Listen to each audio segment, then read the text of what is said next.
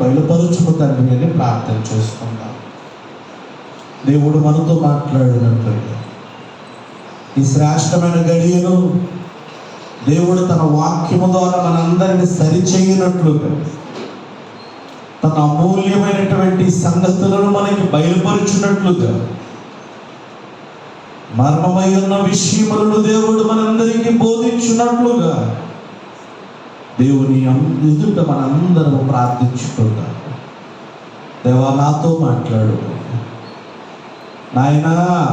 నీ సన్నిధిలో ఏ భక్తులు ఉపవాసం ఉంటున్నప్పుడు నీవు వారితో మాట్లాడి ఉన్నావు. ఆ మాటలను ఈరోజు మాకు బోధించుము దేవా, మాకు అందించుము తండ్రి అని ప్రార్థన చేద్దాము.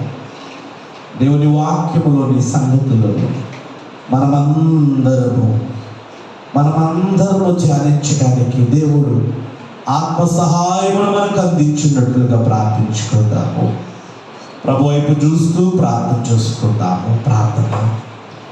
సకల ఆశీర్వాదములకి కారణభూతుడు అయిన మా ప్రియ పరలోకపు దేవా, గరుడైన తండ్రి, ప్రాణప్రియుడు దేవా, మహోన్నతుడా, నీ ఘనమైన శ్రేష్టమైన నామమునకు ఎనలేని వందనములు, స్తుతులు, స్తోత్రములు దేవా. నీ అధికమైన మహాకృపను బట్టి నేటి కాలం నీ పాద సన్నిధిలో మేమందరము చేరి నిన్ను కొనియాడొచ్చు, నీ నామమును స్తుతించగలిగే ధన్యత దేవా. నేటి దినములు యందు మా అల్లరికని మీరు అనుగ్రహింపజేస్తున్నందుకు స్తోత్రములయ్యా. గత 2 దినములుగా ఉపవాసములుండి ఈ 3వ దిన ఉపవాస ఏర్పాటును బట్టి నీ సన్నిధిలోనికి చేరి నీ నామమును స్తుతించగలిగే ధన్యత మాకు ఇచ్చినందుకు వందనాలు. ఈ ఉపవాస ప్రార్థనల ద్వారా నాయన నీవు మాతో మాట్లాడుచున్నావని, మా పక్షముగా మేలులు చేస్తున్నావని, నీ ఉచితమైన కృప మా అందరికీ నీ కనపరుస్తున్నావని మేము విశ్వాసముతో నిన్ను స్తుతిస్తూ ఉన్నాము. కనుక ఈరోజు దైవలేఖనములోని విషయములను మీరు మాకు బయలుపరిచి నన్ను మమ్మలను నీ వాక్యం చేత బలపరిచి అమూల్యమైన సంగతులను మాకు బోధించమని నిలవబడి మాట్లాడుచున్న నేనే అల్పుడిని, అయోగ్యుడిని, అజ్ఞానిని, పాపిని, పామరుడనయ్యున్నాను. కానీ నిలవబడు నీ నోట నా మాటలు ఉంచుతానని వాగ్దానం చేసిన వాడా, నిలవబడిన ఈ దీనుడి నోట నీ ప్రశస్తమైన మాటలు ఉంచి ప్రతి వారి సంగతులను, ప్రతి వారికి కుటుంబానికి కావలసిన మర్మయుక్తమైన బోధనను బయలుపరచమని వాక్యమై మా మధ్యకొచ్చి ఉన్న యేసయ్య పుణ్య నామమున ప్రార్థించి బ్రతిమలాడి అడిగి వేడుకుంటున్న మా పరమ తండ్రి. ఆమేన్, ఆమేన్, ఆమేన్. కూర్చుంటాను. పితృదేవుని నామానికి మహిమ కలుగును గాక. దివ్యదేవుడు మనెల్లరిని ప్రేమించి ప్రభు మనకు అనుగ్రహించిన ఈ శ్రేష్టమైన గడియను బట్టి, సమయమును బట్టి దేవనామములకు నిన్ను నిండు వందనాలు తెలియజేసుకున్నాను. అలాగునని జనకులు ఫాదర్ దేవదాసయ్య గారికి నా ప్రత్యేకమైన వందన మరణాతులు చెల్లిస్తూ ఉన్నాను. ఈరోజు నన్ను ప్రేమించి మీతో కలిసి దేవుని మహిమపరచడానికి, ఆరాధించడానికి చక్కని ఆహ్వానం నాకు ఇచ్చి నన్ను స్థలంలోనికి ఆహ్వానించినటువంటి రెవరెండ్ వరప్రసాదయ్య గారికి, అమ్మగారికి నా ప్రత్యేకమైన వందన మరణాతులు. అలాగే సహోదరుడు షారోన్ గారికి, వారి కుటుంబానికి నా వందన మరణాతులు. ఏకీభవించిన మీ అందరికీ మరణాత. చాలా సంతోషము. గత 2 దినాల ఉపవాస భారములతో దేవుని సన్నిధిలో బహుగా ప్రయాసపడుతున్న మీ అందరి ఉద్దేశాలను దేవుడు సంపూర్ణ నెరవేర్పు అనుగ్రహించును గాక. ఈరోజు దేవుని వాక్యం ధ్యానం చేద్దాం. మరి ఈ స్థలంలోనికి రావాలంటే నాకు భయం వేస్తుంది. ఎందుకురా అని అడిగితే, ఇక్కడ నేను చాలా వాక్యాలు చెప్పాను, చాలాసార్లు చెప్పాను. ఎన్ని ప్రసంగాలు చెప్పానో చాలా నాకే గుర్తులేదు. చాలాసార్లు మాట్లాడాను. కాబట్టి ఈ ప్రసంగం చెప్పేసానంటావా, చెప్పలేదంటావా, చెప్పేసానంటావా, చెప్పలేదంటావా అని చాలా రకాల కన్ఫ్యూజన్ నాలో ఉన్నాయి. కానీ ఎందుకో ఉదయాన్న ఈరోజు పరిశుద్ధ ఆత్మదేవుడు నా ఎదుటికి ఒక ఉద్దేశాన్ని తెచ్చి ఉన్నారు. ఆ ఉద్దేశాన్ని నేను మీతో ఈరోజు పంచుకుంటా. దేవుని వాక్యములో నుంచి పరమగీత గ్రంథము 8వ అధ్యాయము 5వ వచన భాగమును ఒకసారి మనం పరిశీలన చేసుకుంటే, తన ప్రియుని మీద ఆనుకొని అరణ్య మార్గమున వచ్చినది ఎవతే. ప్రియమైన దేవుని బిడ్డలారా, దేవుని యొక్క ప్రశస్తమైన నామములు ఈరోజు ఉపవాసములోనికి వచ్చిన మీ అందరితో పరిశుద్ధాత్మ దేవుడు మాట్లాడుచున్న ఒక సంగతి. ఏంటా సంగతి అని అడిగితే, తన ప్రియుని మీద ఆనుకొని అరణ్య మార్గము గుండా వచ్చుచున్నది ఎవతే. ప్రియులారా, ఈ లేఖనము మనందరికీ బాగుగా తెలుసు.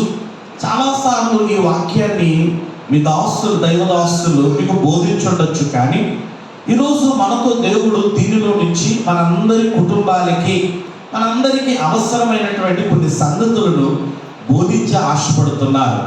ఆ అంశము ఏమిటి అని అడిగితే, మనందరికీ తెలిసిన ఈ పరమగీత గ్రంథము 8వ అధ్యాయము 5వ వచనములో ఒకే ఒక్క 2 లైన్లలో ఒక అద్భుతమైన కథను దాచారు. ఏంటా కథ అంటే, మనము ఆ చదివిన పాఠంలో 3 విషయాలు నేను చెప్తాను, వినండి. అందులో ప్రియుడు, ఎవరు ప్రియుడు? ప్రియుడు అంటే ఎవరు? ప్రభు. ప్రియురాలు అంటే ఎవరు? సంఘము. ప్రియురాలు ప్రియుడి మీద ఏం చేసింది? ఎక్కడ అనుకుంది? ఎక్కడ అనుకుంది? అరణ్యము. ఇదే ఈరోజు వాక్యం. మీకు అర్థమైపోయింది ఆల్రెడీ. ఇక నేను చెప్పేది ఏముందిలే, కానీ దీనిలో నుంచి పరిశుద్ధ ఆత్మదేవుడు కొన్ని సంగతులు మనకి బోధిస్తున్నారు. ఈరోజు అరణ్యం అనే ఇశ్రాయేలుల ప్రయాణము మనందరము 40 రోజులు ధ్యానిస్తాం. ఇశ్రాయేలుల 40 సంవత్సరాల ప్రయాణం అంతటిని కూడా కేవలము ఈ ఒక్క వచనములోనే దేవుడు దాచిపెట్టేస్తాడు. కేవలము ఈ ఒక్క వచనములోనే ఇశ్రాయేలుల 40 సంవత్సరాల ప్రయాణం అంతటిని కూడా ఏం చేశాడంటే దాచిపెట్టాడు. ఎలాగని అడిగితే, ఇశ్రాయేలుని ప్రియుడు దేవాతి దేవుడిని ప్రియుడి మీద ఆనుకుని అరణ్య మార్గము గుండా ఏం చేస్తుంది? వచ్చుచూ ఉన్నది. ఇక్కడ మీరు అండర్లైన్ చేసుకోవాల్సిన ఒక విషయం ఏంటని అడిగితే, వచ్చుచున్నది. ఏం చేస్తుందంట? నేను అంటాను, ఎక్కడ వస్తుంది? ఎక్కడి నుంచి వస్తుంది? అరణ్యముల నుండి వస్తుంది. ఆమె ప్రయాణం ఆగలేదు. దినము దినము దినము ఇంకా మరింత కఠినమైన శ్రమలు ఎదురవుతున్నా కానీ ఆమె ప్రయాణం ఏమవ్వలేదంట, ఆగలేదు. ఆగకపోవట కారణం ఏంటి అంటే, ఆమె దేవుని మీద ఏం చేసింది? ఆనుకుంది. ప్రియులారా, మనం ఆనుకోవాలంటే మనకి దాని మీద ఏముండాలి? నమ్మకం ఉండాలి. మీ ఇళ్ళ దగ్గర, మీరు సిటీ కదా, మీకు పెద్దగా తెలియదేమో, మన ఇళ్ళ దగ్గర దడి కనపడద్ది, ఆకులతో గడపరు కదా, దాని మీద ఆనుకుంటారు. ఎలాగా? లేదు, ఇప్పుడు గుడ్డ కడుతున్నారు కదా, క్లాత్, దాని మీద ఆనుకుంటారు. గోడ కడితే ఎందుకు అని అడిగితే, అది బలమైనది, అందుకే దాని మీద ఏం చేస్తున్నారంట? ఆనుకుంటున్నారు. అరణ్యం అనే అనుభవము చాలా ప్రత్యేకమైనది. ఆ అరణ్యం అనే అనుభవంలోనంట దేవాతి దేవుని మీద ఆనుకున్న వారిని దేవుడు ఎన్నడూ కూడా ఆగనిచ్చే దేవుడు కాడు. కానీ ఏం చేసే దేవుడు అంటే సాగనిచ్చే దేవుడు. నేను అంటాను, అరణ్యం అనేది చాలా శ్రేష్టమైనదా లేకపోతే చాలా భయంకరమైనదా? చాలా భయంకరమైనది. మీకు తెలుసు కదా, అరణ్యం అంటేనే మనందరికీ భయము, అరణ్యం అంటేనే మనందరికీ వేదన, అరణ్యం అంటేనే భయంకరమైన కరువు, అరణ్యం అంటేనే భయంకరమైనటువంటి శ్రమతో కూడిన కన్నీరు. ఇంత భయంకరమైన అరణ్యములోని కంట ఈ సంఘము వెళ్ళిపోయింది, ఈ స్త్రీ వెళ్ళిపోయింది. వీరు వెళ్ళారు. ఎలా వెళ్ళారు అనేది ప్రక్కన పెడితే, అరణ్యంలోనికి వెళ్ళగానే వారు చేసిన పని ఏంటంటే దేవుని మీద ఆనుకుని పని చేశారంటండి. నేను అంటాను, ప్రియమైన దేవుని బిడ్డలారా, ఈ అరణ్యం అనే శ్రమలోనంట దేవుని మీద ఆనుకోవాలి అనే మనసు మానవుడు కలిగి జీవించాలి. పరిశుద్ధ గ్రంథంలో మనందరికీ భక్తులు కనబడతారు. ఆది కాండం నుండి ప్రకటన గ్రంథం దాకా చాలా మంది భక్తులు కనబడతారు. ప్రతి భక్తుని జీవితంలో కూడా ఏముందంటే అరణ్యం ఉంది. అరణ్యం అనే అనుభవం లేకుండా ఏ భక్తుడు జీవితం ఎక్కడికి రాలా అమ్మా, ముందుకి సాగలేదంటే.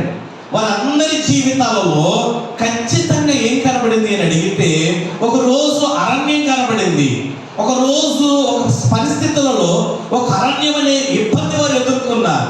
అరణ్యం అనే శ్రమలో కూడా వారు ప్రయాణం చేశారు. వారి అందరి జీవితాలలో వారు దేవుని నమ్ముకున్నారు, వారు దేవుని వెంబడించారు, దేవుని మహిమపరిచారు, దేవుని ఘనపరిచారు. ఎన్ని చేసినా కానీ వారి జీవితంలో ఖచ్చితంగా ఒక రోజు ఏమొచ్చింది అని అంటే అరణ్యం అనే అనుభవం వచ్చింది. ఈ అరణ్యం అనే అనుభవం వచ్చినప్పుడంట వారు చేసిన పని ఏంటంటే దేవుని మీద ఆనుకున్నారు. నేను మీ అందరికి అర్థమవటానికి దీన్ని సింపుల్ చేసి ఒక మాట చెప్తా. అరణ్యంలో దేవుని మీద ఆనుకుంటేనంట మన జీవితాలు చాలా భాగ్యవంతమైనవి. ఇశ్రాయేలుకి అరణ్యములో దిక్కెవరు? ఆకలేసినా, దప్పికేసినా, భయం వేసినా, ఏ శ్రమ వచ్చినా, శత్రువు వచ్చినా, ఇక అరణ్యంలో వారికి వేరే ఆధారం ఏమీ లేదు. వారికి ఉన్నది ఒకటే ఆధారం. ఎవరు అని అడిగితే దేవుడు. ప్రియమైన దేవుని బిడ్డలారా, అందుకే వారు ఎవరి మీద ఆనుకున్నారు అంటే సరాసరిగానంట దేవుని మీద ఆనుకున్నారు. మన విశ్వాస జీవితంలో మనం దేవుని నమ్ముకున్నాం, కానీ కొన్నిసార్లు అరణ్య జీవితంలోకి మనం వెళ్ళాల్సి వచ్చినప్పుడు పరిశుద్ధ గ్రంథంలో ఇశ్రాయేలుల ప్రయాణం చాలా శ్రేష్టమైనది. ఎంత శ్రేష్టమైందని అడిగితే ఇశ్రాయేలీయులు అరణ్యంలో ఎన్ని సంవత్సరాలు ప్రయాణం చేశారు? 40 సంవత్సరాలు. దేవుడు ఇశ్రాయేలుని 40 సంవత్సరాలు తిప్పుకోవాలని ఆశపడ్డా? కాదే. ఎన్ని సంవత్సరాలు మీకు తెలుసు లేదో? 2 సంవత్సరాల తర్వాత దేవుడంట ఇశ్రాయేలుని అన్నాడు, కనాను వెళ్ళిపోండి అని అన్నాడంట. వెళ్ళిపోండి, మీ దేశాన్ని మీరు ఏం చేసుకోండి, స్వాధీనపరచుకోండి అని అనగానే ఇశ్రాయేలుల అవిశ్వాసాన్ని కనపరచంట అరణ్యం పాలైపోయారు. 38 సంవత్సరాలు తిరిగారంట. ఎన్ని సంవత్సరాలు? మీకు బైబిల్లో చూపిస్తాను. ద్వితీయోపదేశకాండం 2వ అధ్యాయంలో ఒక అద్భుతమైన సంగతి కనబడుతుంది. చూడండి, ద్వితీయోపదేశకాండం 2వ అధ్యాయము, ద్వితీయోపదేశకాండము 2వ అధ్యాయము, క్షమించారు, 1వ అధ్యాయము 21వ వచనం మనం చదివితే, ఇదిగో నీ దేవుడైన యెహోవా ఈ దేశమును నీకు అప్పగించెను, నీ పితరుల దేవుడైన యెహోవా నీతో సెలవిచ్చినట్లు దాన్ని స్వాధీనపరచుకొనుము, భయపడకుము, అధైర్యపడకుమని నీతో చెప్పితిని. అప్పుడు మీరందరూ నా యొద్దకు వచ్చి మనకంటే ముందుగా మనుష్యులను పంపుదము, వారు మన కొరకు ఈ దేశమును వేగు చూచి తిరిగి వచ్చి అందులోనికి గూర్చియు మనము చేరవలసిన పురములను గూర్చియు మనకు వర్తమానము చెప్పుదురంటిరి. ఆ మాట మంచిదనుకొని ఆగండి. ఇప్పుడు ఒకసారి ఆగండి. దేవుడు ఏం చెప్పాడు? దేవుడు? మీరు వెళ్ళి మీ దేశాన్ని ఏం చేసుకోండి అని దేవుడు సరాసరిగా చెప్పేశాడు. దేవుడు చెప్పేసిన తర్వాత ఇశ్రాయేలు ఏం చేశారు? మోషేకి సలహా ఇచ్చారు. ఏమని? వెళ్ళి వేగును చూద్దాం. ఇప్పుడు నేను అంటాను, దేవునికి ఇష్టమా అరణ్యం పాలు చేయటము? ఇప్పుడు అరణ్యం పాలు ఎవరయ్యారు? ఎందుకయ్యారు అని అడిగితే, వారు తమ అవిశ్వాసాన్ని కనపరుచుకోవటాన్ని బట్టి తమ అంతటా తామే ఎందుకు వెళ్ళిపోయారంటే 38 సంవత్సరాలు అరణ్యంలోకి వెళ్ళిపోయారు. అలా అరణ్యంలోకి వెళ్ళిపోవటానికి వారి అజ్ఞానమే కారణం అంట, వారి అవిశ్వాసమే కారణం. చాలాసార్లు మనం శ్రమలు పడి మనము శ్రమలు కొని తెచ్చుకొని మనం ఎవరిని దూషిస్తాము? చెప్పరేంటి? శ్రమలు ఎవరు తెచ్చుకున్నాం? శ్రమలు 3 రకాలు. ఒకటి, మన ఆత్మీయ జీవితాన్ని పెంచే శ్రమలు. ఎప్పుడైతే కొన్ని శ్రమలు మన దగ్గరికి వస్తాయో వెంటనే మనం ఆత్మీయ జీవితంలో బలపడే విధంగా ఆ శ్రమలు మనల్ని ఏం చేస్తాయనంటే దేవుని దగ్గరికి నడిపిస్తాయి. 2, దేవుడు నిన్ను శోధించడానికి, పరిశీలించడానికి, నీ ఆత్మీయ జీవితాన్ని పరీక్షించడానికి నీకు పెట్టే శ్రమలు. వీటి వెనక ఖచ్చితంగా దేవుని కృప ఉంటుందంట. అంటే మన శ్రమలో ఉన్నా కానీ దేవుని కృప మనల్ని ఏం చేస్తుంది? తోడుగా కాపాడుతుంది. మూడో శ్రమ ఉంటుంది, అది మనం కొని తెచ్చుకునే శ్రమ. ఏం తెచ్చేది? మనం తెచ్చుకునేది. దీని వెనక దేవుడు ఉంటాడా? ఉండడా? ఉండడు. ఎందుకయ్యానంటే ఈ శ్రమ నీ దగ్గరికి ఒట్టిగా రాలా. ఎలా వచ్చింది అని అడిగితే, నీవు చేస్తున్న పొరపాటును బట్టి, నీవు చేస్తున్న అజ్ఞానమును బట్టి, నీకున్న అవిశ్వాసాన్ని బట్టి ఈ శ్రమ నీవు శ్రమను ఏం చేసావు? ఆహ్వానించుకున్నావు. ఇప్పుడు ఆ శ్రమలో కూర్చుని మనం ఎవరిని తిడుతున్నాం? గట్టిగా చెప్పాలి. ఆ శ్రమలో కూర్చుని మనం ఎవరిని అంటున్నాం? మీకు ఇంకో మాట చెప్తా. మనం కొని తెచ్చుకునే శ్రమలు ఉంటాయి కదా, ఈ శ్రమలలోనంట ఎంత మాత్రం మనం ప్రార్థన చేయమని. ఈ శ్రమలో మనం కొని తెచ్చుకునే శ్రమలో మనం ఏం చేయం? ప్రార్థన చేయం. మనం కొని తెచ్చుకునే శ్రమలోనంట సేవకుని దగ్గరికి పరిగెట్టమని. మనం కొని తెచ్చుకునే శ్రమలోనంట దేవుణ్ణి ఆశ్రయించమంట, దేవుని సన్నిధిలో ఉండమంట. మనం కొని తెచ్చుకున్న శ్రమలను బట్టి మనం తిరిగి దేవుణ్ణి మరలా వ్యతిరేకంగా విరోధంగా ఏం చేస్తామంట? ప్రవర్తిస్తాం. ఏ శ్రమలు? మనం కొని తెచ్చుకునే శ్రమ. కాబట్టి ప్రియమైన దేవుని బిడ్డలారా, దేవుని వాక్యం చెబుతోంది, ఇశ్రాయేలు అరణ్యం పాలవ్వడానికి కారణం ఏమిటి అని అడిగితే, వారి అవిశ్వాసమే వారిని ఏం చేసిందంటే అరణ్యములోనికి తీసుకెళ్ళాలి. ఈరోజు మనం దేవుని సన్నిధిలో ఉన్నాం. ఒకవేళ అలాంటి శ్రమల మధ్యలో మనం ఉంటే, మన దేవుని మీద ఆనుకుంటేనంట, మన దేవుడు మనల్ని ఏం చేసే దేవుడు కాదు, విడిచిపెట్టే దేవుడు కాడు. దేవా, మేము అరణ్యం పాలయ్యాము అని దేవుని ఎదుట మన అపరాధములు ఒప్పుకున్నప్పుడు, మన అపరాధములు సరిచేసుకున్నప్పుడు, మన దేవుడు ఖచ్చితంగా మనల్ని ఆశీర్వాదకరమైన మార్గంలోనికి ఏం చేసే దేవుడు అంటే నడిపించే దేవుడు. ఇశ్రాయేలు సంచుల్లో గోధుమలు లేవు, కానీ వారు ఏ పూట ఆకలితో లేరు. ఇది దేవుని మీద ఆనుకుంటామంటే. ఇశ్రాయేలు సంచులు ఏమి లేవు, రేపు ఏం తినాలో వారికి ఏమైనా ఉందా? లేదు. కానీ వారు ఏ పూట ఎలా లేరు? అది దేవుని కృప అంటే.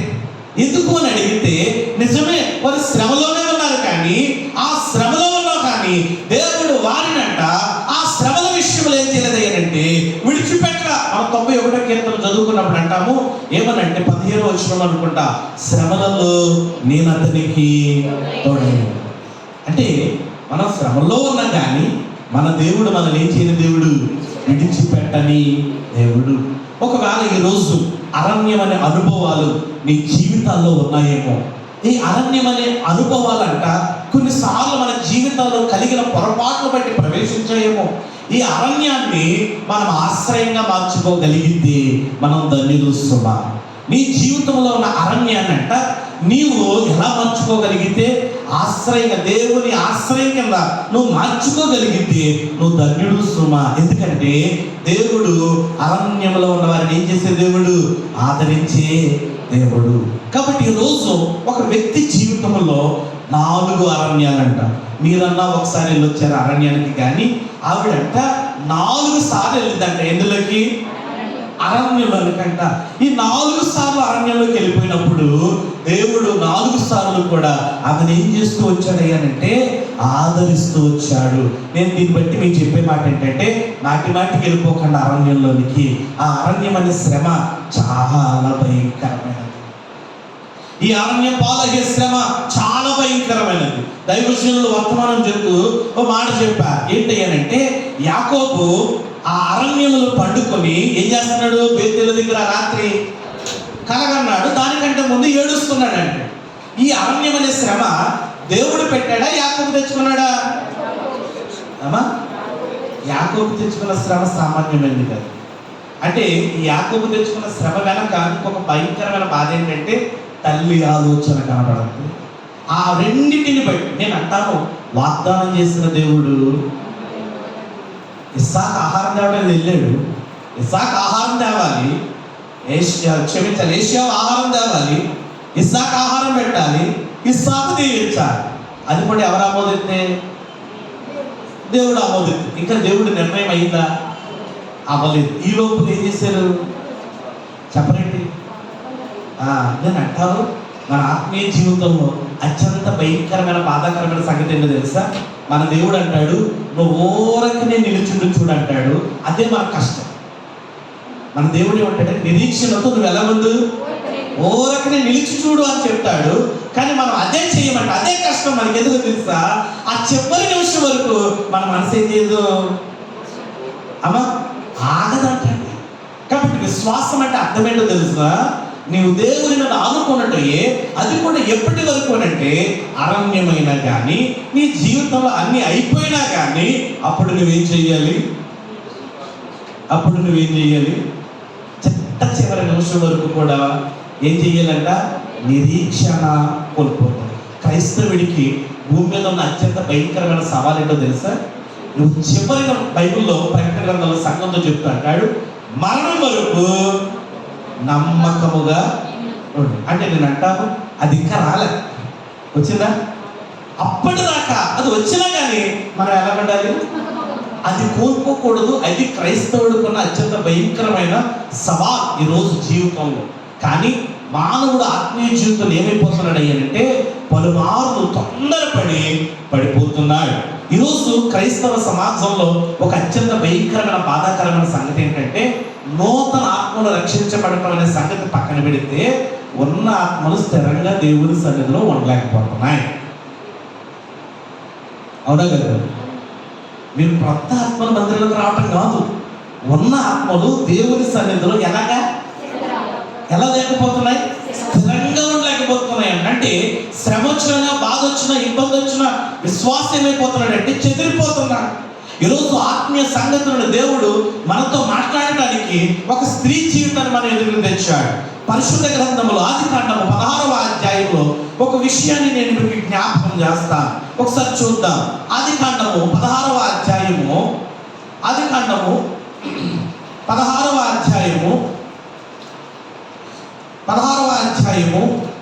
వచనం, 7వ వచనం చదువుకుందాం. యెహోవా దూత అరణ్యములో నీటి బుగ్గ యొద్ద అనగా షూరు మార్గములో బుగ్గ యొద్ద ఆమెను కనుగొని,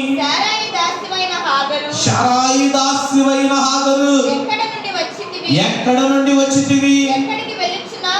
ఎక్కడికి వెలుచున్నావని అడిగినందుకు. చాలండి ప్రియులారా, బహుశా ఇప్పటికీ మీకు అర్థమై ఉంటుంది. ఈరోజు మనం మాట్లాడుకునే వ్యక్తి ఎవరయ్యానంటే హాగరు జీవితంలో 4 భయంకరమైన అరణ్యాలు ఉన్నాయి. ఈ భయంకరమైన అరణ్యాలకి కారకురాలు ఎవరు అని అడిగితే ఆమె చారా కాదు, కారణం ఎవరు? ఆమె. అది ఎలా? ఈ 4 అరణ్యాల్లో దేవుడు ఆమెకు చేసిన కృప, ఆమెకు చూపిన కృప ఈరోజు మనం ధ్యానం చేద్దాం. ఎందుకంటే ఎగ్జాక్ట్గా అదే భయంకరమైన శ్రమల మధ్యలో ఈరోజు మనం కూడా ఏం చేస్తున్నామయ్యానంటే తిరుగులాడుచు ఉన్నాము. కనుక ఆమెను గురించి ధ్యానం చేద్దాం. హాగరు జీవితంలో మొదటి అరణ్యం అంట. ఆ అరణ్యంలోనంట ఆమె ఏం చేస్తుంది అని అడిగితే అటు ఇటు తిరుగుతుంది. ఆ అరణ్యంలోనికి వచ్చి అదిగో షూరు మార్గము గుండా ఏం చేస్తుంది? ప్రయాణము చేస్తుంది. మొదటిగా నేను చెప్పే మాట ఏంటంటే, ఈ మొదటి అరణ్యంలోనంట ఆమె ప్రయాణం చేసే మార్గం ఏమిటి అని అడిగితే షూరు మార్గం. షూరు మార్గము అని అంటే అర్థం ఏమిటి అని అడిగితే ఐగుప్తు దేశానికి తిరిగి వెళ్ళిపోవడానికి దారి అంట. ఎక్కడి నుంచి వచ్చింది? ఎక్కడి నుంచి వచ్చింది? Very good. ఐగుప్తులో నుండి వచ్చిన ఈ స్త్రీ మరలా ఎక్కడికి వెళ్ళిపోతుంది? షూరు మార్గము దేనికి కారణం, ఉద్దేశం అని అడిగితే తిరిగి మరలా ఐగుప్తు దేశానికి వెళ్ళిపోవడానికి మార్గం అంటాడు. అంటే హాగరు ఎక్కడ ప్రయాణం చేస్తుంది? తిరిగి మరలా ఐగుప్తులోనికి వెళ్ళటానికి ప్రయాణం చేస్తుంది. ఎక్కడి నుంచి వచ్చింది? మరలా ఎక్కడికి వెళ్తుంది? ఎక్కడి నుంచి వెళ్తుంది? అసలు దేవుడితో అడుగుతుంది ప్రశ్న చూడండి. ఏమని అడుగుద్ది అని అంటే, శారాయి దాస్యమైన హాగరు, ఎక్కడి నుండి వచ్చింది? ఎక్కడికి వెళ్తున్నావు? ఈ ప్రశ్న చాలా భయంకరమైనది. ఈ ప్రశ్నకి హాగరు సగం సచ్చింది అన్నారు. ఏ ప్రశ్నకి? దేవదూత అడిగిన ఈ ప్రశ్నకంట హాగరమేమైంది? సగము చచ్చింది. ఎందుకు అని అడిగితే ఈరోజు వాక్యంలో మనం ధ్యానం చేద్దాం. ఈ హాగరు అరణ్యములోకి వచ్చి ఈ ఈ శూరు మార్గంలోనంట భయంకరమైన కన్నీరు కారుస్తూ తిరుగుతుంది. నేను అంటాను, ఈ అరణ్యంలోనికి హాగరు రావటానికి గల కారణం ఏమిటి అని అడిగితే, హాగరు అరణ్యం పాలైపోవటానికంట ప్రధాన కారణం ఎవరు అని అడిగితే మనందరం ఏం చెప్తామో తెలుసా? శారా. ఎవరు చెప్పండి ఇప్పుడు? శారానా హాగరా? అమ్మా, శారానా హాగరా అబ్రహామా? మళ్ళా చెప్పండి, శారానా హాగరా అబ్రహామా? హాగరే. సరే, మీ మాట ప్రకారం నేను ఒప్పుకుంటాను, కానీ 100%లో ఒక 50% హాగరైతే మిగిలిన 25 అబ్రహాము శారా పంచుకుంటారు. ఎందుకయ్యని అడిగితే, అబ్రహాము గారు ఇవే వేలూరు నుంచి విజయవాడ వెళ్ళాలన్నా కూడా దేవుడిని అడగకుండా అలాంటి ఆయన 2 దేవుడు ఖచ్చితంగా వాగ్దానం చేశాడు. ఎవరికి? అబ్రహాము. ఏమని? నేను నీకు సంతానాన్ని ఇస్తాను. ఈ వాగ్దానం అబ్రహాం విన్నాడా, శారా విన్నదా? మరి అబ్రహాముతో పాటు బయలుదేరి వచ్చినప్పుడు శారా అడిగిందా? ఎక్కడికి వెళ్తున్నావు అని అడిగిందా? ఎవరింటికి వెళ్తున్నావు, ఏ ఊరు వెళ్తున్నావు, ఎందుకు వెళ్తున్నావు అని అడిగిందా? ఏం చేసింది? అబ్రహాము వాగ్దానాన్ని దేవుడిని చూసి నమ్మినవాడు అబ్రహాం అయితే, దేవుడు చూడకుండా నమ్మింది ఎవరు? శారా. అసలు ఎంత గొప్ప విషయం. మీరు తెట్టంటే ఒక మాట అంటాం, ఇల్లు దారి ఇవ్వాలి, మళ్ళీ రాత్రి కూడా నేను ఎందుకని అడిగితే, వీళ్ళకి వచ్చేసినంత త్వరగా విశ్వాసం ఎవరికి రాదు, వీళ్ళకి వచ్చేసినంత బాధ ఇంకెవరికి త్వరగా, అత్యంత భయంకరమైన బాధ. అంత త్వరగా అబ్రహాము లేచి మూట తగ్గుతుంటే, ఏ దేశం వెళ్తున్నావు, ఏ ఊరు వెళ్తున్నావు, ఎందుకు వెళ్తున్నావు, నీకు కనబడినాడు ఎవరు, అక్కడ ఏముంది అని అడగకుండా అబ్రహాము వెనక బయలుదేరి వచ్చేసిన స్త్రీ శారా. ఇప్పుడు చెప్పండి, మనం విశ్వాసులకు తండ్రి అబ్రహాం అంటాం కదా, మరి దగ్గర శారాని ఏమనాలి అమ్మా? అంటే నేను ఎందుకు ఈ మాట చెప్తున్నానంటే, ఇంత భయంకరమైన శ్రమకి కారణము అవిశ్వాసం, వాగ్దానాన్ని మరిచిపోయిన సంగతి ఇక్కడ అన్నిటికీ సమస్యలకి కారణం. ఏ మర్చిపోయిన సంగతి? ఇప్పుడు దేవుడు కనబడి చెప్పిన వాగ్దానాన్ని మరిచిపోయిన సంగతి ఈ శ్రమలన్నిటికీ.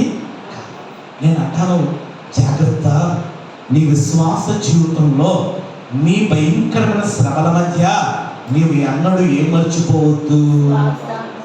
వాగ్దానాన్ని మర్చిపోవద్దు. శారా హాగరుని అబ్రహాముకి ఇచ్చినప్పుడు హాగరు గర్భవతి అయింది. గర్భవతి అయిన హాగరంట శారాను ఓ చూపు చూసిందంట. ఏ చూపు? మీకు బాగా తెలుసులండి, నీచమైన చూపు ఒకటి చూసింది. దానికి అర్థం మీరు చెప్పగలరా? నేను చెప్పనా? దానికి అర్థం మీరు చెప్పగలరా? నేను చెప్పనా? నేనే చెప్పనా? కొంచెం కట్టుగా ఉండదు, పర్లేదు. ఓకే.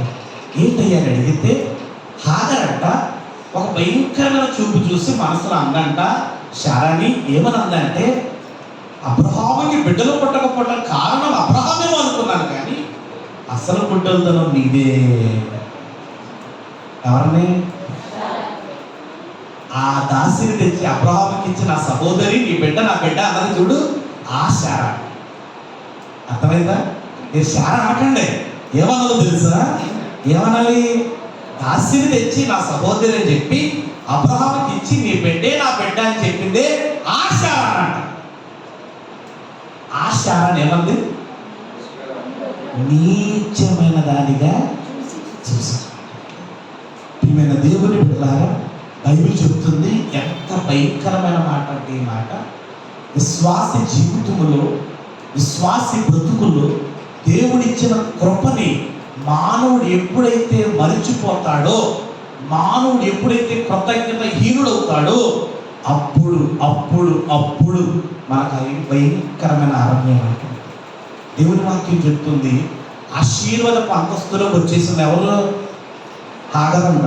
అంటుందంట, ఏ శారాకి పెడతారు నమస్కారం నాకు ఎట్టవా, శారాకి ఎత్తారు కూర్చి నాకు ఇరా, శారాకి చేస్తారు నాకు చేయరా అని అడుగుతుందంట. ఎవరు?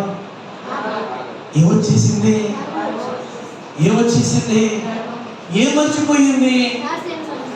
దేవుడు చాలాసార్లు మన విషయంలో చేసే పని ఏంటో తెలుసా?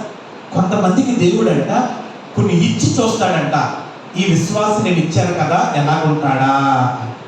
కొన్నిసార్లు దేవుడు అంట ఇవ్వకుండా నేను ఇచ్చేదాకా నిరీక్షణతో ఉంటాడా ఉండడా అని చూస్తాడంట. రెండు పరీక్షలే, ఇచ్చినా ప్రమాదమే. ఈ రెండింటిలో కూడా నువ్వు ఎలా ఉండాలి? నమ్మకంగా ఉండాలి.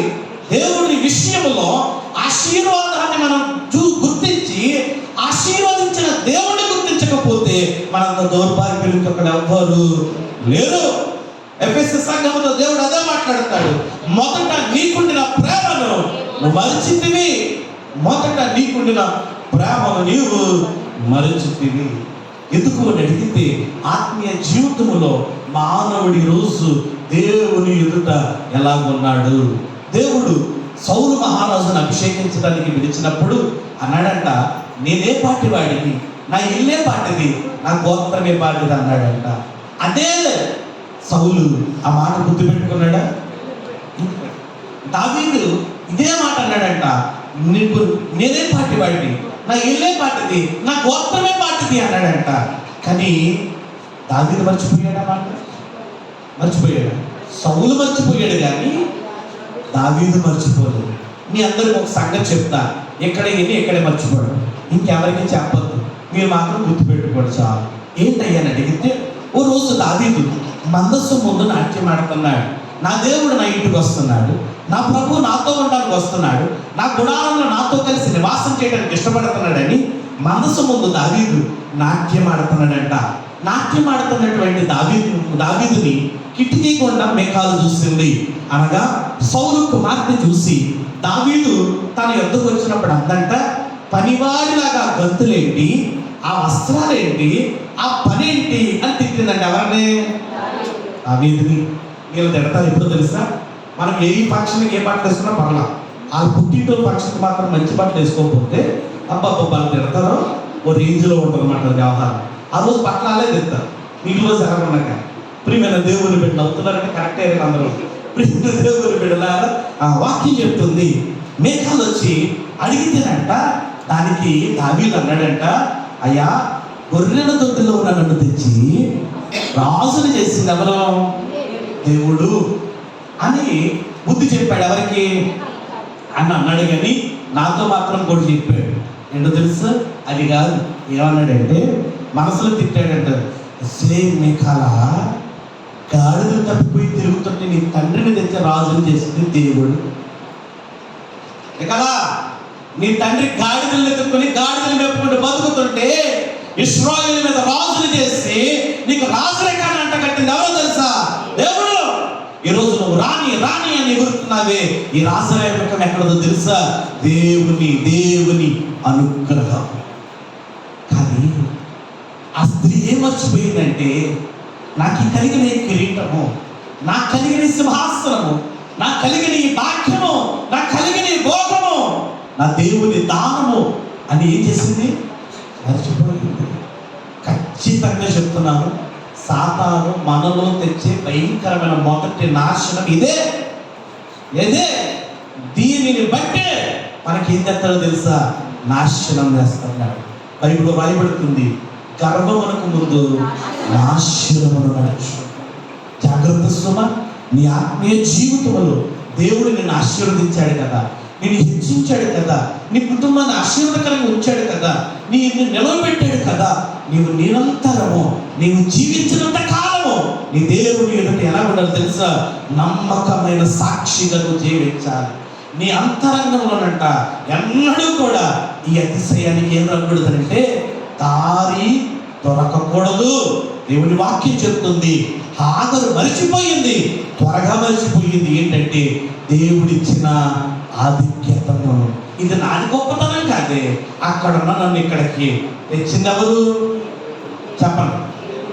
ఒక మాట చెప్తున్నా, హాగర్ని అక్కడి నుంచి ఇక్కడికి తెచ్చింది ఎవరు? సరే, అబ్రహాంకి ఇచ్చింది ఎవరు? ఓకే. అక్కడి నుంచి ఇక్కడ తెచ్చింది ఎవరు? చరణ. ఎవరు? దేవుడు. ఎలాగంటే ఐగుప్తు వెళ్ళిపోయి ఐగుప్తులో అబ్రహాం బ్రతుకుతుంటే ఐగుప్తు రాజు చేతుల నుండి శారాను విడిపించి దేవుడు రాజుకు భయం పెట్టి ఏమిచ్చాడు? దాసిగా ఇచ్చాడు. ఇప్పుడు చెప్పండి, హాగరా అక్కడ అరణ్యంలో బ్రతకాల్సిన ఐగుప్తుల దాసులుగా రాజుల చేతుల్లో బానిసలుగా బ్రతకాల్సిన నువ్వు ఇక్కడ ఏమయ్యావు? రానే ఇంచుమించు శారాకి సహోదరయ్యావు. ఇప్పుడు నువ్వేం మర్చిపోయావు? నేను ఎందుకు ఇక్కడికి వచ్చానో మర్చిపో.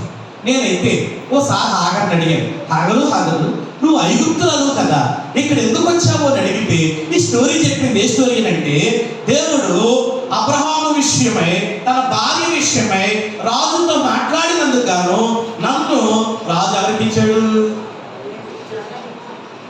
అంటే నేను అంటాను, బానిసత్వంలో నుండి బాక్యంలోనికి ఎవరు నడిపించారు? కానీ ఈ విషయాలు ఎవరు మర్చిపోయారు? చెప్పండి. ఇప్పుడు మనం ఎక్కడి నుంచి వచ్చాం?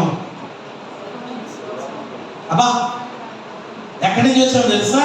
అత్యంత భయంకరమైన లోకముల నుండి, సాతాను సంబంధమైన శక్తుల నుండి, కీడుల నుండి, శ్రమల నుండి, అరణ్యముల నుండి, బానిసత్వ బ్రతుకుల నుండి మనందరినీ దేవుడి రోజు భాగ్యవంతుల స్థితిలోకి నడిపించాడు.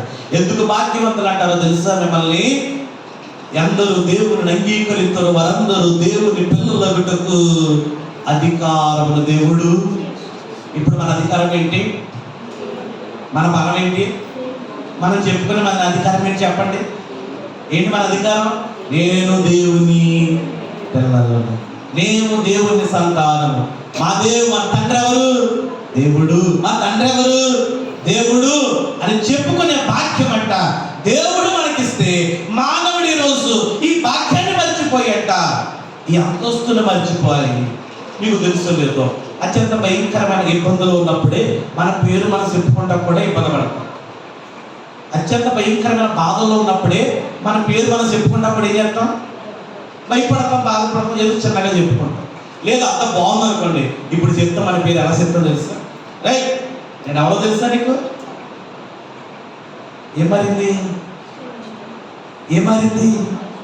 నా ప్రియమైన దేవుని బిడ్డలారా, హాగరులోనికి భయంకరమైన శ్రమ రావటం కారణం ఏంటంటే, ఆమె మనస్సులోనికి కలిగిన అతిశయము ఆమె ఏం చేసిందంటే అరణ్యం బాగు చేసింది, శారాశ్రమ పెట్టింది. అన్ని శ్రమలు కలిగినందుకంట ఇప్పుడు అంటది, శ్రమ నేనే తెచ్చుకున్నాను, బాధ నేనే తెచ్చుకున్నాను, అందుకే నేను మరలా ఏం చేస్తాను? తిరిగి మనం పాడుకుంటాం చూచుచున్న దేవుడు అయ్యాని. కానీ టైం లేదు కనుక నేను ముందుకు వెళ్ళిపోతున్నాను. ఈ అరణ్యంలోకి ఎందుకు వచ్చిందంటే శారాశ్రమ పెట్టింది. శారా ఎందుకు శ్రమ పెట్టిందంటే నా బుద్ధి సరిగ్గా లేదు, అందుకు శారా నన్ను ఏం చేసింది? శ్రమ పెట్టిందని ఆగర లేచి అరణ్యంలోనికి వెళ్ళి ఆ శూరు మార్గం గుండా ఐగుప్తు వెళ్ళిపోదామని వెళ్ళిపోతూ అంటే అప్పుడు కనబడ్డాడంటే ఎవరు? నేను అంటాను, వెళ్ళిపోయింది కదా, ఎందుకు ఆపాడు దేవుడు? వెళ్ళిపోయింది కదా, ఎందుకు ఆపాడు దేవుడు? ఎందుకు ఆపాడు తెలుసా నీకు? ఆయన తెచ్చుకున్నదంట మరలా నాశనంకి వెళ్ళిపోవడం ఆయనకి ఇష్టం లేదంట. అందుకే మరొక్కసారి దేవుడు ఏం చేద్దామని నీకు తెలుసు లేదు? దేవుని ఏర్పాటులు, ఈ ఉపవాస కోటాలైనా, నీకు ప్రత్యేకమైన ప్రార్థనలైనా, మీకు ప్రత్యేకమైన ఉపదేశాలైనా ఎందుకు తెలుసా? ఎక్కడి నుంచి మనం రక్షించబడ్డామో ఆ నాశనంలోనికి మరలా మనం ఏం చేయకూడదు? వెళ్ళకూడదు. దేవుడు మనల్ని ఎక్కడి నుంచి లేవనెత్తాడో ఆ స్థితిలోనికి మరలా వెళ్ళకుండా ఉండటానికంట దేవుడు నీతో పలుమార్లు మాట్లాడుతున్నాడు, దేవుడు నీతో పలుమార్లు హెచ్చరిస్తున్నాడు, దేవుడు నీతో పలుమార్లు లేవనెత్తుతున్నాడు అంటండి. ఇదిగో నీకు బుద్ధి చెప్పుతున్నాడు. మీకు తెలుసా, ఇస్కరియోతు యోధాని దేవుడు 7 సార్లు హెచ్చరించాడండి. ఎన్నిసార్లు? 7 సార్లు. జ్ఞాని సొలొమోనుకి దేవుడు 3 సార్లు కనబడ్డాడండి. ఎన్నిసార్లు? 3 సార్లు. ఎందుకు తెలుసా? వారు ఏ స్థితిలో నుండి లేవనెత్తబడ్డారు ఆ స్థితిలో నుండి మనం ఏం చేయకూడదు? పడి పోకూడదు. అందుకే నా దేవుడు నీతో మాట్లాడుతున్నాడు ఈరోజు. నా దేవుడు నీతో మాట్లాడుతున్నాడు. ఏం తెలుసా? ఆత్మీయ జీవితంలో నీకున్న అంతస్తు నుంచి నువ్వు పడిపోతున్నావేమో, ఆ పడిపోయే స్థితిలోనికి నువ్వు వెళ్ళిపోకుండా ఉండటం కోసం నీ దేవుడు నీతో ఏమని మాట్లాడుతున్నాడంటే, లే. దేవుడు హాగరుతో మాట్లాడతాడు. హాగరు ఎక్కడి నుండి వచ్చింది అక్కడికి. నేను అంటాను, హాగరు దేవదూతను చూడగానే ఏం చెయ్యాలి? సాధారణంగా మనం అనుకుందాం ఒక మాట, దేవదూతను చూడగానే భయపడిపోయారు చాలా మంది. గొర్రెల కాపర్లు ఏం చేశారు? అబ్బా భయపడిపోయారు. లేకపోతే బైబిల్లో చాలా మంది భక్తులు దేవదూతను చూడగానే ఏం చేశారు? భయపడిపోయారు చాలాసార్లు. హాగరు భయపడిందా? ఎందుకు భయపడలేదు అంటారు? వీళ్ళు ఎవరైనా చెప్తే మంచి ప్రైజ్ ఇస్తారు. ఎందుకు భయపడలేదు? ఏదో తెలిసినట్టు మాట్లాడేసింది ఎవరితో? అవునా కదా? నువ్వెవరు? నీ దేశం ఏంటి? నువ్వు ఎందుకు నాతో మాట్లాడుతున్నావు అడిగిందా? అడగల. ఏం చేసింది? మాట్లాడేసింది. ఏదో తెలిసినట్టుగా మాట్లాడేసింది. మనం ఒక మాట అనుకుందాం. అప్పుడు చాలా దేశాలు ఉన్నాయి కదా. ఐగుప్తు దేశం ఇది, కానాను దేశం ఇది. ఐగుప్తు దేశంలో భాష ఒకటి, కానాను దేశంలో భాష ఒకటి. ఇప్పుడు ఎందుకే ఐగుప్తుల హాగరుతో ఏ భాష మాట్లాడింది వీడికి అర్థమైంది అంటే చూసారా? హాగర్కి ఎవరు తెలుసు? హాగర్కి ఎవరు తెలుసు? ఎలా తెలుసు హాగర్కి దేవదూత? అది ఎందుకంటే అబ్రహాము కూడా సామాన్యమైనది కాదు. అబ్రహాము బలిపీఠం సామాన్యమైనది కాదు. అబ్రహాము నివాసం సామాన్యమైనది కాదు. ఎందుకయ్యానంటే ఇందులో మీకు ఒక ఎగ్జాంపుల్ చెప్తాను. అత్యంత కోటలను చూసి కంగారు పడిపోయి తలదాచుకున్న లోతు కుటుంబమైన నాశనం అయిపోయింది. కానీ అబ్రహాము గుడారాలు బ్రతుకుతున్నా కానీ ఎవడు అబ్రహాము గుడారాన్ని ఏం చేయలేకపోయాడు? మనం పీకేనా? అందుకే అబ్రహాంతో సాయంత్రం నేను తెలుసా, ఏకుల వచ్చాడు మేకుల తయారు. ఎంత మేకంటే రాజుల శ్రీపడ్డారట, అధిపతుల శ్రీపడ్డారట, వారు మీద శ్రీపడ్డారట. కానీ ఈ మేకేమవలా? నీకు తెలుసో లేదో కానీ నేను ఒక మాట చెప్తాను. ప్రియమైన దేవుని బిడ్డలారా, ఒక మాట చెప్తానండి తెలుసా, దేవుడు ఈ సంఘానికి పునాది వేయడానికే ఎన్ని దెబ్బలు కొట్టాడో తెలుసా?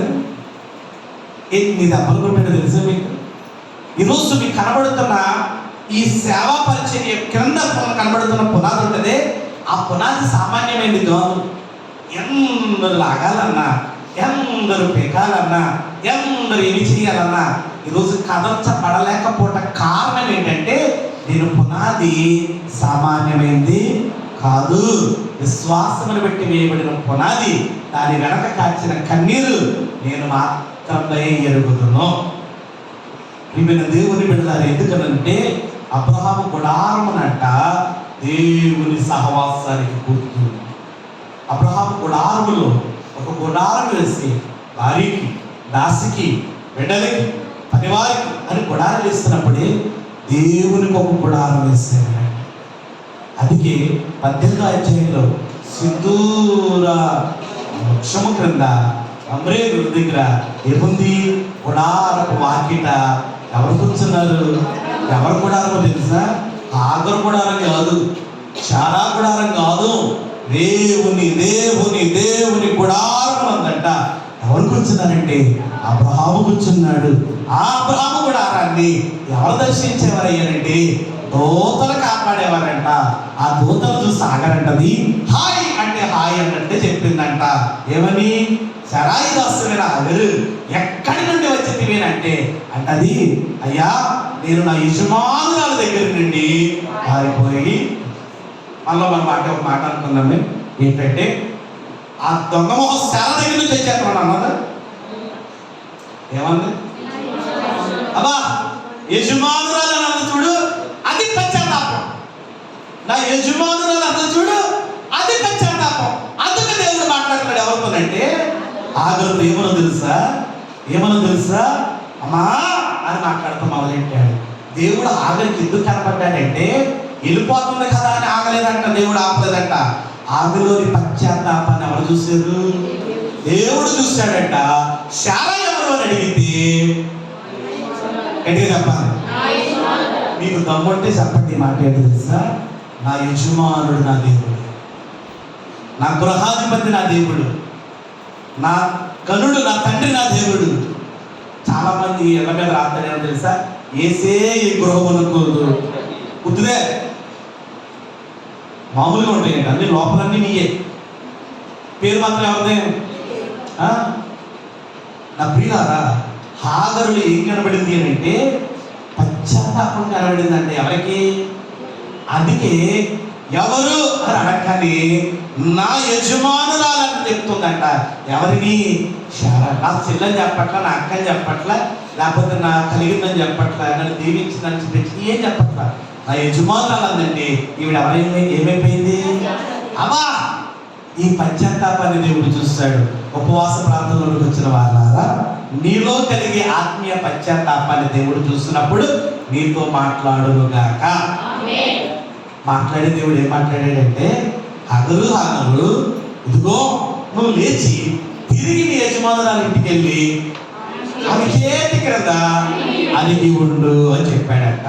అయితే అప్పుడు హాగరుకి చెప్పి మరలా దేవుడు అన్నాడు, నువ్వు అలిగి ఉండు, నేను నీ సంతానాన్ని నిశ్చయముగా విస్తరింపజేస్తాను, అది లెక్కింప వీలులేనంతగా. 2 వాక్యాలు. నిశ్చయముగా అంటే జరగక మానదు. 1 నిశ్చయముగా విస్తరింపజేస్తాను. 2 ఎవరికి దాన్ని లెక్కించటము అంతగా నేనేం చేస్తాను. ఈ వాగ్దానం ఇచ్చారండి. ఎక్కడి నుంచి వచ్చింది వాగ్దానం? పరలోకం నుండి వచ్చింది. పశ్చాత్తాపడే వారికి దేవుడు ఏం చెప్తాడు? ఉపవాసం ఎందులో తెలుసా? కావాలి అని కాదు, దేవా అది పొందుటకు నాలో ఏదైనా నీకు ఇష్టంగా ఉంటే నన్ను సరిచేయి అని మనం దేవుడి దగ్గర పశ్చాత్తాపడితే అప్పుడు మన దేవుడు మనం ఏం చేసే దేవుడు? మాట్లాడి వాగ్దానము చేసే దేవుడు అంటే. ఈ వాగ్దానం విన్నాక హాగర్ అనాలి, దేవా మీరైతే ఏమన్నారో నాకు తెలియదు కానీ ఖచ్చితంగా నేనైతే మాట అనేవాడిని. ఏంటంటే హాగర్ వచ్చేసేటప్పుడంట, అబ్రహమా అసలు యజమానుడు కదా, కొట్టేస్తుంది శారా, తిట్టేస్తుంది శారా, లేకపోతే పని వాళ్ళందరినీ తిట్టేసింది, అందరినీ వదిలేసింది. ఇప్పుడు వచ్చేసింది కదా, మరలా తిరిగి ఎక్కడికి వెళ్ళాలి? మీరు ఎప్పుడైనా చెప్పారా ఈ మాట? కోపం వచ్చినప్పుడు సద్దని గుమ్మాకం. ఎవరో బాగా కరెక్ట్ అయ్యింది. మనం కోపం చూడు ఏమంటాం?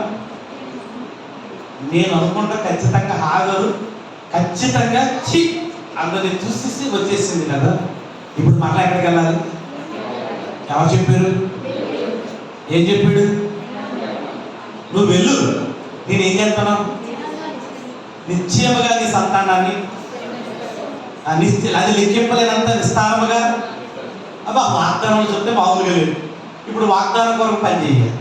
అందుకే ఒక మాట చెప్తాను, గుర్తుపెట్టుకోండి బాగా. ఏంటంటే వినేవారికి వాగ్దానాలు, చేసేవారికి ఆశీర్వాదాలు. ఏంటంట? వినేవారికి, చేసేవారికి. హాగర్ విన్నాదంట, వినడానికి ఇష్టపడింది, దేవుడు వాగ్దానం చేశాడు. ఇప్పుడు అది వాగ్దానం ప్రకారం జీవిస్తే అదేమవుతుంది? ఆశీర్వాదం అంట. ఇప్పుడు హాగర్ ఏం గుర్తుపెట్టుకుంది? వాగ్దానం గుర్తుపెట్టుకుంది. తిరిగి వెళ్ళాలి. ఎవరింటికి? మళ్ళీ చెప్పండి, ఎవరింటికి? అది నీచమైన చూపు చూసింది కదా, ఆమె దగ్గరికి వస్తా నువ్వేసిన యజమానుడు అన్నది కదా, ఆ అబ్రహాము దగ్గరికి ఆ పని వాళ్ళందరినీ చూసి వచ్చేసింది కదా. ఇప్పుడు తిరిగి వెళ్ళాలి. ఎవరింటికి? తిరిగి బయలుదేరింది. నేను ఎందుకంటే మాట చెప్తున్నాను, వాగ్దానమును నమ్ముట, దేవుని సన్మానించుట. ఆమె మనసుకి ఇష్టం కాదు, ఆమెకు కష్టము, భయంకరమైన ఇబ్బంది, శ్రమని కాదు, వాగ్దానం కోసం తిరిగి ఎక్కడికి వెళ్తుంది? నేను అనుకుంటాను, మనలో మన మాట ఎవరో శారా గారికి చెప్పకండి, తిరిగి వెళ్ళాక ఖచ్చితంగా శారా డోస్ పెంచుద్దా పెంచదా? అబ్బా తిరిగి వెళ్ళాక శారా ఖచ్చితంగా డోస్ పెంచుద్దా పెంచదా? ఇప్పుడు అబ్రహాం ఒక వెంట చూపు చూస్తాడా చూడడా? పని వారందరూ ఇది అంటారు కదా, వెళ్ళేటప్పుడేమో అది ఇది అనేది వెళ్ళిపోయింది, మరలా వెళ్ళిందో లేదా సగపడే వెళ్ళింది, ఎక్కడికి వచ్చింది? దిక్కు లేక వచ్చింది అంటారా? నేను అంటాను, ఏమి నిలబడుతున్నా ఇంకేమి చూడలేదంట. ఏం చేస్తుంది? అది ఎన్ని అంటున్నా కానీ మనసులు ఏమవుతున్నాయి? నా సంతానాన్ని నిశ్చయంగా దీవిస్తాను, విస్తరింపజేస్తాను, లెక్కింపలేనంతగా విస్తరింపజేస్తాను. ఇది పక్కన ఎంతమంది సలుగుతున్నా, పక్కన ఎంతమంది గొలుగుతున్నా జరిగిస్తుంది చెప్తానండి. శారాంగ నగరా డబ్బా పట్టరా అన్నాడు, నిండు గల్పి ఆ డబ్బా దగ్గరికి వెళ్తాం, వస్తావా వెళ్ళిపోతావా డబ్బా పట్టుకుని అన్నాడు.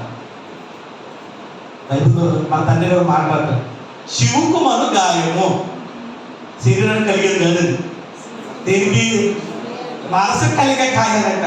ఈ గాయాల మధ్యలోనంట హాగర్ ఏం చేస్తుందంటే వాగ్దానము వాగ్దానము వాగ్దానము.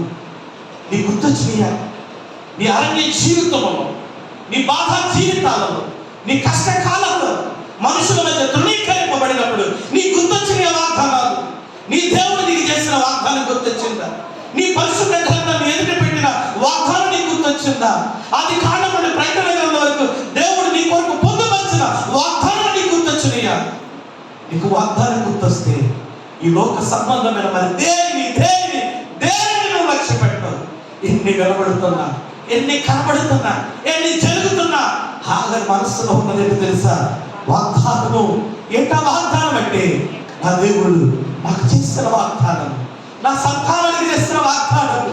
ఆయన సన్నిధిలో ఉంటే అబ్రహాము గుడారమున దాసురాలుగా దీనత్వంతో బ్రతికితే, లోబడి జీవిస్తే, ఆత్మీయ దీనత్వంతో నేను బ్రతికినప్పుడు నా దేవుడు నా సంతానాన్ని దీవిస్తానన్నాడు వాగ్దానాన్ని. ఆ వాగ్దానాన్ని పట్టుకుని జీవిస్తుందంట. ఈ అరణ్యమైన భయంకరమైన లోకంలో, ఈ భయంకరమైన శ్రమల మధ్య నేను అంటాను, ఓ విశ్వాసి, ఓ దేవుని వాగ్దానం పెట్టుకుని అడుగు దేవుడిని. దేవా, నాకు 2025కి వాగ్దానం ఇచ్చారు, నాకు ఓ రోజు కనబడి దర్శనం ఇచ్చావే, నాతోనే ఒక రోజు నీ లేఖనముల ద్వారా మాట్లాడేవే, నీ వాగ్దానం నాతో మాట్లాడేవు కదయ్యా. ఆ వాగ్దానం నా పక్షంగా నెరవేర్చే వరకు మర్చిపోని దేవుడు కదయ్యా. ఆకాశము గతించిన, భూమి గతించిన, నా మాట అన్నడు గతింపదని చెప్పిన వాడా, నీ మాట నా జీవితంలో ఏం చేద్దావా జరిగించు అని నువ్వు లోపడినప్పుడే, అన్ని మర్చిపోయినప్పుడే, అన్ని ప్రక్కన పెట్టినప్పుడే నా దేవుడి నిశ్చయముగా నీ విషయంలో ఆయన చేసిన వాగ్దానాన్ని సంపూర్ణంగా నెరవేర్చును గాక. దేవుడి వాక్యం చెప్తుంది, ఎన్ని సరుకుల మధ్య, ఎందరి మనుషుల మధ్య, ఎందరి వ్యతిరేకుల మధ్య, ఎందరి బలహీనుల మధ్య, ఎందరి కుయుక్తుల మధ్య పెరిగిన హన్నాను ఎన్నిసార్లు వేదన పెట్టింది, ఎన్నిసార్లు బాధన పెట్టింది. అది తిరిగి మాట్లాడింది నోటితో కాదే, దేవుని సన్నిధిలోకి వెళ్ళి ప్రార్థన ప్రార్థన ప్రార్థన. ఆ దేవుని వాగ్దానం పట్టుకుంది. దేవాతి దేవుడిని అంట వాగ్దానం పట్టుకుని ఇంటికి వెళ్ళిపోతే ఆ తెల్లారి పెరిగిన ఎన్ని సనిగినా, ఎన్ని మాట్లాడినా అతను నవ్వుకుంటూ వెళ్ళిపోతుందంట. ఎందుకంటే నిన్నటి దినాన నా మందిరములో నా దేవుడు నాకు వాగ్దానము చేశాడు. వాగ్దానము నమ్మండి, ఇలాగున దేవుని. ఆ దేవుని వాక్యం చెప్తుంది, ఈరోజు నువ్వు ఏ అరణ్యంలో ఉన్నావో కానీ, ఏ మనుషుల వల్ల అరణ్యం పాలైపోయావో కానీ, నీ అవిశ్వాస జీవితాన్ని బట్టి అరణ్యంలోకి వచ్చేస్తావేమో కానీ, ఈ మధ్యాహ్నపు వేళ దేవుడు ఉపవాస ప్రార్థనతో చెప్తున్నాడు, ఈ అరణ్యంలో నువ్వు దేవుని మాటకు లోబడితే నా దేవుడు నిన్ను ఆదరించి నీకు వాగ్దానం చేయను గాక. ఆ వాగ్దానం నీ విషయంలో నెరవేర్చును గాక. ఇది మొదటి అరణ్యం ఎవరి జీవితంలో. ఇంకా 3 ఉన్నాయి, కానీ టైం 5 నిమిషాలు ఉంది, వీలైనంత త్వరగా టక్ టక్ టక్ మాట్లాడేసుకుందాం. ఆదికాండం 21వ అధ్యాయం, ఆదికాండం 21వ అధ్యాయం 14వ వచనం. కాబట్టి తెల్లవారినప్పుడు అబ్రహాము లేచి ఆహారమును నీళ్ల తిత్తిని తీసుకుని ఆ పిల్లవాడితో కూడా హాగరునకు అప్పగించి ఆమె భుజము మీద వాటిని పెట్టి ఆమెను పంపివేసింది. ఆమె వెళ్ళి బెయేర్షెబా అరణ్యంలో ఇటు అటు తిరుగుచుండెను. ఆ పిల్లవాడిని తర్వాత వచ్చింది. ఆ తిత్తిలోని నీళ్లు అయిపోయిన తర్వాత ఆమె ఒక పొద క్రింద చిన్నవాణిని వేసి ఈ పిల్లవాడి చావు నేను చూడలేనని అనుకున్నాను. చాలండి. 2వ అరణ్యం ఏ అరణ్యం అని అంటే బెయేర్షెబా అరణ్యం. మరలా అరణ్యంలోకి వచ్చేసింది ఎవరు? ఎందుకు వచ్చేసింది అంటే మనందరికీ తెలుసు. ఎందుకు వచ్చింది? ఇష్మాయేలు ఇస్సాకుని ఏం చేశాడు? పరిహాసము చేశాడు. పరిహాసం అంటే తెలుసు మీకు? పరిహాసం అంటే ఏంటంటే అర్థం చెప్తాను కదండి. మనము సిలువ జనంలో పాడుకుంటాం, దొరతనము ఆయన ఎదుట ఏం చేసింది అంటే రోమా సైనికులు ప్రభువుని ఏం చేశారు? అది చేశాడు. ఎవరు? ఇష్మాయేలు. ఎవరిని? అస్సలా ఈ పరిహాసించే లక్షణం ఎవరిది? అబ్రహాము పొందైంది. ఎవరిది? హాగరు. అందుకు ఒకసారి ఎక్కడికి వెళ్ళి వచ్చింది? ఇప్పుడు వచ్చిన తర్వాత ఏం చెప్పాలి? ఎవరికి? ఖచ్చితంగా నేను ఎక్కడ వాక్యం చెప్తే ఈ మాట చెప్తాను. ఏంటంటే మీ బిడ్డను కూర్చోబెట్టి వాడికి ఇష్టమైన భోజనం పెడుతూ చెప్పండి. ఏమో తెలుసా? రే, మనల్ని దేవుడు దీవించడాన్ని బట్టి మనకి భాగ్యం రా. ఈరోజు నువ్వు కట్టిన గుడ్డ, నువ్వు ఉంటున్న నివాసము, నువ్వు తిరుగుతున్న వాహనము, నీకు కలిగిన భాగ్యాలు ఎవరి దానము? నిశ్చయముగా దేవుని అని చెప్పండి. ఖచ్చితంగా వాళ్ళు మీకు థ్యాంక్స్ చెప్పరు, దేవుడికి థ్యాంక్స్. ఆదివారం మీకంటే ముందు ఎక్కడికి వచ్చేస్తారు? అసలు దేవుడు స్తుతించడంలో మీకంటే ముందు ఎవరు ఉంటారు? ఖచ్చితంగా మా బిడ్డలకి మేము నేర్పేది ఏంటంటే, మేము ఏదైనా ఇస్తే వాళ్ళు మాకు థ్యాంక్స్ చెప్పరు. సరాసరి ప్రభు ఫోటో దగ్గరికి వెళ్ళి ఏం చెప్తారంటే థ్యాంక్స్ చెప్తారు. చిన్నప్పటి నుంచి నా భార్య ఏం చెప్తారు? రే, యస్సు ప్రభు మీకు ఇది కొనమని డబ్బులు ఇచ్చాడు రా అని డబ్బులు చూపిస్తున్నారు. అందుకే నాకు చేసే పని ఏంటంటే, రోజు ఎక్కడికి వెళ్తారో ఏమి ఇచ్చినా పని ఏసఐ ఫోటో దగ్గరికి వెళ్ళి ఏసయ్య దాసయ్య థ్యాంక్స్ అని చెప్పేసి వచ్చారు. ఇది జరిగినోడికి ఆయన కలిగిన విశ్వాసం ఏంటంటే, నా జీవితంలో నాకు ఏది దొరికినా ఎవరిచ్చారు? ఇది నువ్వు నీ బిడ్డలకు నేర్పుకోగలిగితే నువ్వు ధన్యురాలు సుమ. వారు ఏమవరో త్రోవ తప్పి వాక్యం చెప్తున్నమాట. హాగరు ఇది చెప్పదు ఎవరికి? తిట్టేసి అరణ్యంలోకి వచ్చేసింది, నేల తిండి పట్టుకుంది, అటు ఇటు తిరుగుతుంది. నేను ఒక మాట అంటాను, మరలా మర్చిపోకండి, జాగ్రత్తగా వెళ్ళండి. అరణ్యంలోకి వచ్చి ఏం చేస్తుంది? అటు ఇటు తిరుగుతుంది. అస్సలు ఎంతైనా గుర్తుందా అంట? ఎంత? ఎందుకు అని అడిగితే, మొదటిసారి అరణ్యంలోకి వెళ్ళినప్పుడు ఎవరు వచ్చారు? ఆయనకు పేరు పెట్టింది. ఏ పేరు? ఇప్పుడు అరణ్యంలోకి రాకండి ఎవరి వైపు చూడాలి? ఏమనాలి? మీకు తెలుసా? ఇశ్రాయేలు ఎర్ర సముద్రం దగ్గర సమాధులు లేవా అన్నారు, కానీ యార్దాను దగ్గర అన్నారు. యార్దాను దగ్గర ఉన్నారా? యార్దాను ఏం చేశారు? దాటిపోయారు. అక్కడ ఏమన్నా సమాధులు మరలా నీళ్ళ ఎలా దాటాలి అని అడిగారా? ఎందుకు అడగలేదు? మేము సముద్రాన్ని దాటచ్చు. మా దేవుడు మమ్మల్ని ఏం దాటించాడు? మా దేవుడు అబద్ధం ఆడకుండా గుండె చేసి చెప్పండి. ఎన్నో భయంకరమైన శ్రమల నుంచి నీ దేవుడు నేను రక్షించడానికి బట్టి నువ్వు ఎక్కడ ఉన్నావు? ఈ రోజు చెప్పాలి. ఆ రోజు నువ్వు వచ్చే శ్రమ ఉందే, ఈ రోజున శ్రమ దానికంటే పెద్దదా? చెప్పలే కాదే. కానీ మనం చేసే పొరపాటు ఏంటో తెలుసా? అరణ్యంలోకి రాగానే ఎవరు గుర్తు రావాలి? కానీ ఈ మహాత్ములు చేసే పని ఏంటంటే, ఏం చేస్తున్నారు? మనిషి ముందు తొందర పడిపోతాడు, కలవర పడిపోతాడు, వేదన పడిపోతాడు. అప్పుడే అవిశ్వాసాన్ని బయటికి తెస్తాడు. కానీ హాగరు అరణ్యంలోకి వెళ్ళి అటు ఇటు తిరుగుతుంది అంట. నేల తిత్తుల నీళ్లు అయిపోయినప్పుడు హాగరు ఏమంది? ఈ పిల్లవారి చావు. ఏమంటే ఆయన వయసు ఎంత? 13-14 సంవత్సరాలు. 14 సంవత్సరాల వయసున్న ఇష్మాయేలు దప్పికతో ఏమైపోతున్నాడంట? చనిపోయే శ్రమ వచ్చేసింది. వచ్చినప్పుడు ఈ స్త్రీ ఏం చెయ్యాలి?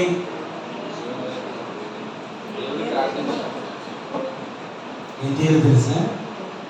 దేవా, నీ సంతానాన్ని విస్తరింపజేస్తానన్నాను, లెక్కింపలేనంతగా విస్తరింపజేస్తానన్నారు.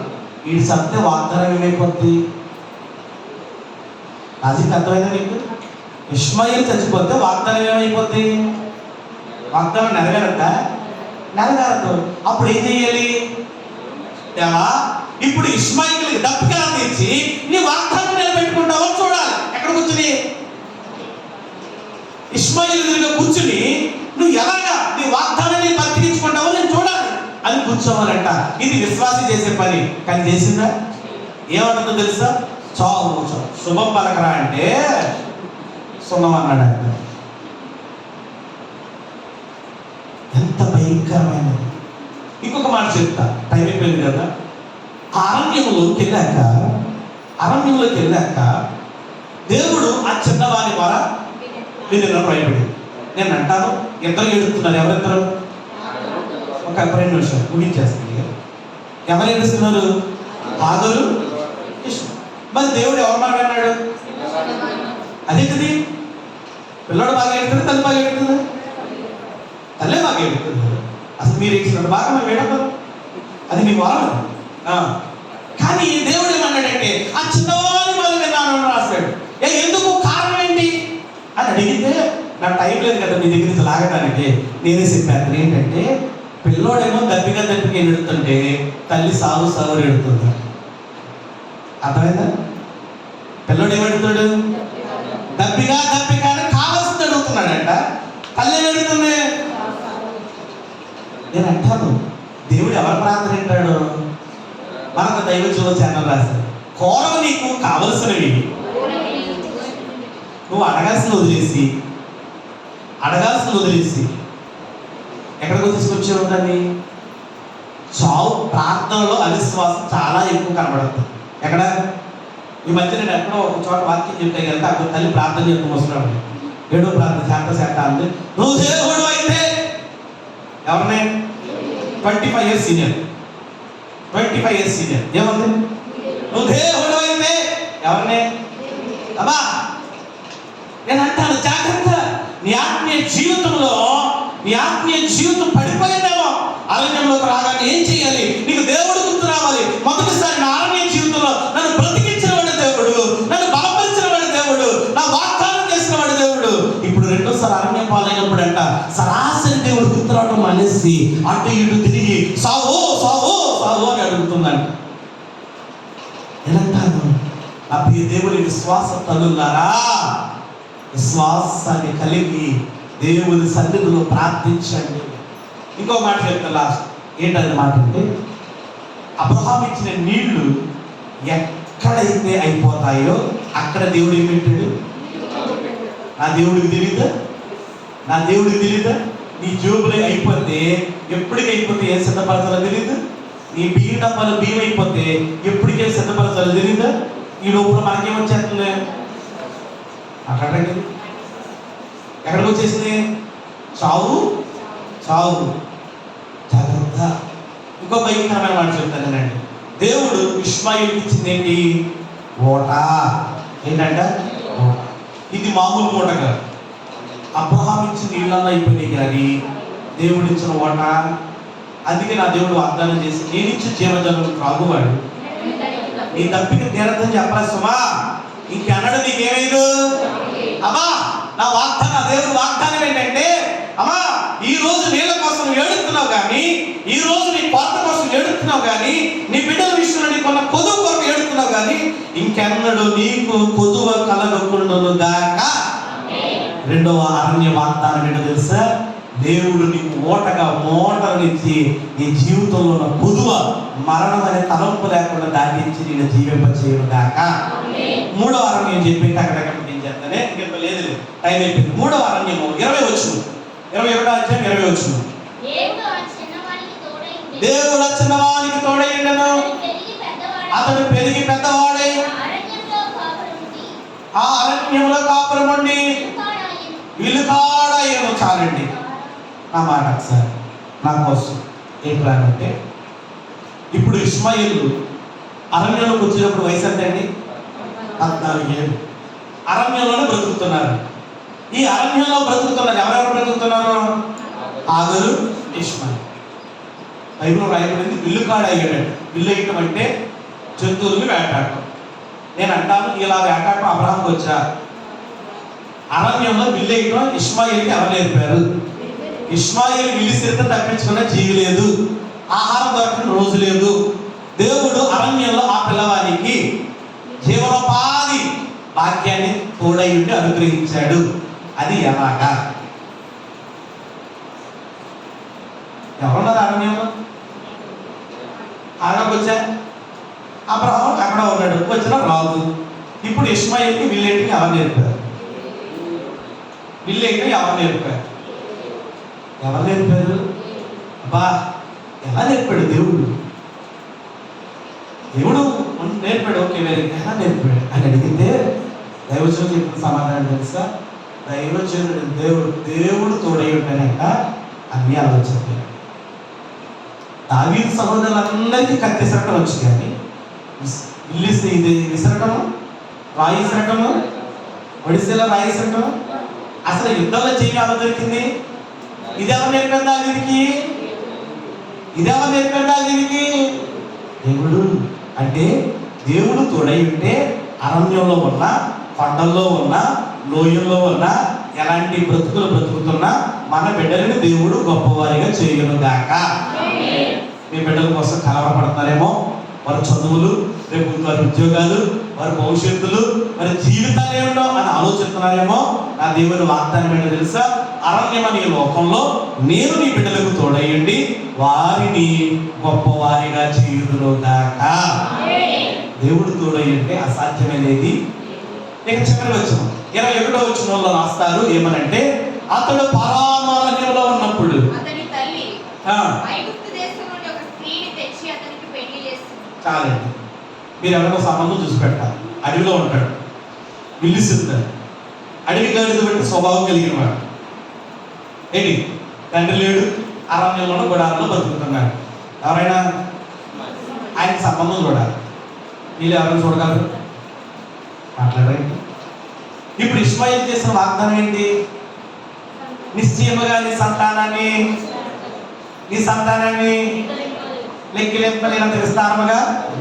ఇది నెరవేరాలంటే ముందా ఇష్మాయిల్కి ఏమవ్వాలి? అది ఎక్కడ? అరణ్యంలో. దేవుడి వాక్యం చెప్తుంది, అత్యంత భయంకరమైన అరణ్యంలోనంట ఆఖరి ఇంట్లో శుభాలు జరుగుతున్నాయి. మామూలు శుభాలు కాదు సుమా. ఏ శుభము? దేవుడు తోడై ఉండుటను బట్టి మనందరి గృహాలలో దేవుడు స్తుతి కూడుకులు చేయను గాక. గొప్ప కార్యాలు జరుగుటను బట్టి మన అయ్యగారి ద్వారా దేవుడు గొప్ప గొప్ప స్తుతి కొడుకులు ఏర్పాటు చేసి ఘనమైన సాక్ష్యాలు వినిపించును గాక, శుభాలు జరిగించును గాక. 4 అరణ్యాలు, 4 భాగ్యాలు. మొదట అరణ్యం ఏం చేసింది? ఆదరించింది, వాగ్దానం చేసింది. 2వ అరణ్యం ఏం చేసింది? కొదువు తీర్చి ఇంకెన్నడూ కొదువు లేదని చెప్పింది. 3వ అరణ్యం ఏం చేసింది? గొప్పవాడిని చేసి ఆశీర్వదించింది. 4వ అరణ్యం ఏం చేసింది? ఆ అరణ్యానికి శుభములు చేసింది, అరణ్యములకు ఆశీర్వాదాలు చేసింది. ఆగర అరణ్యంలో లేదు, ఆగరలో అరణ్యం ఉంది. బాధ వేదనతో కూడిన అరణ్యం అని ఆ భయంకరమైన హృదయములోనంట దేవుడు ఈ 4 కార్యాలు జరిగించినట్లు నేడు మన కుటుంబములలోను, మన గృహాలలోను దేవుడు అరణ్యం వంటి పరిస్థితులు కలిగిన సమస్తాన్ని ఇలాగ 4 ఆశీర్వాదాలుగా మలిచి దీవింప చేయును గాక. నమ్మిన వారు మోకరించండి. నా ఇల్లు దీవించబడాలి, నా ఇల్లు ఆశీర్వదింపబడాలి, నా ఇల్లు శుభములు చేయబడాలి, నా ఇల్లు ఈరోజు నా బిడ్డలు దీవించబడాలి, గొప్పవారిగా మార్చబడాలని ఆశపడేవారు ప్రభుని అడిగితే, దేవా మేము అరణ్యంలో ఉన్నామయ్యా, మాలో భయంకరమైన అరణ్యం ఉన్నదయ్యా, ఈ లోక అరణ్యం చేత